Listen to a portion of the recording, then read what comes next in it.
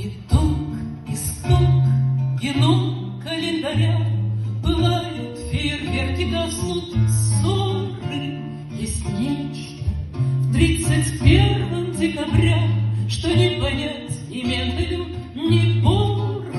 Открытый перелом, слепой полет, влияние случайной переменной. И женщина прекрасная поет канон по многоточиям вселенной.